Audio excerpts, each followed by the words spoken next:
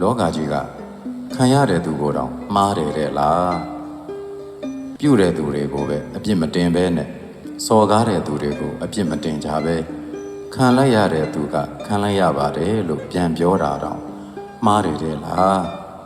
အမှန်တရားဆိုတာပဲရောက်နေလေလောကကြီးကအမှန်တရားကိုလက်မခံဘူးပဲအနိုင်ကျင့်သူကိုအားပေးကြပြီးတော့အနိုင်ကျင့်ခံရတဲ့သူကိုဒါမှားတဲ့သူလို့အပြစ်တင်တတ်ကြတာလားတခါတည်းရန်လောကထဲမှာပြုသူနဲ့ခံရသူလို့နှစ်ဦးရှိတဲ့ထဲမှာလောကသည်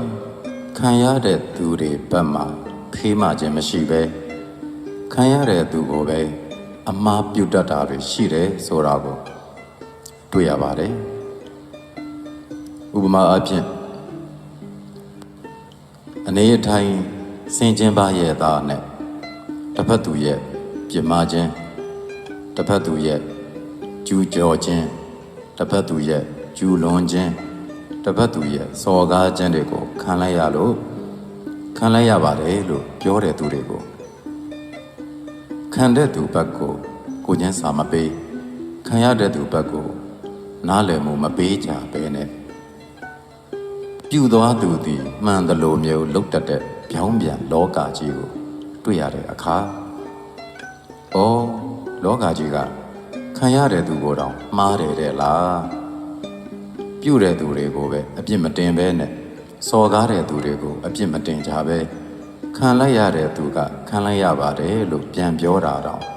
မှားတယ်တဲ့လားအပြုခံအစော်ကားခံအကျူးလွန်ခံရတဲ့သူကဘာသာမှမထွက်ဖဲနဲ့ဒီအတိုင်းပဲငုံခံရတော့မှာလားအမှန်တရားဆိုတာပဲရောက်နေလေလောကကြီးကအမှန်တရားကိုလက်မခံဘူးပဲစော်ကားသူကိုကောင်းကြီးပေးကြပြီးတော့အစော်ကားခံရသူကိုမှားတဲ့သူလို့အပြစ်တင်နေကြတဲ့လောကကြီးပါလားအနိုင်ကျင့်သူကိုအားပေးကြပြီးတော့အနိုင်ကျင့်ခံရတဲ့သူကိုဒါမှားတဲ့သူလို့အပြစ်တင်တတ်ကြတာလားကြည့်တော့အရာရာမှာငုံခံနိုင်ပါမှပဲလူကောင်းလို့သတ်မှတ်မှာလားကျူးလွန်နေတဲ့သူတွေကအခွင့်ရှိလို့ကျူးလွန်တာလားသူတို့မှာအဲ့ဒီလိုစော်ကားခွင့်တွေရှိနေလို့စော်ကားနေကြတာလားလူတွေဟာအမှန်အကန်ဘက်တကယ်ခံရတဲ့ဘက်မှာမရက်တည်သမျှကာလပတ်လုံးကျူးလွန်နေသူတွေကိုအားပေးနေသမျှကာလပတ်လုံး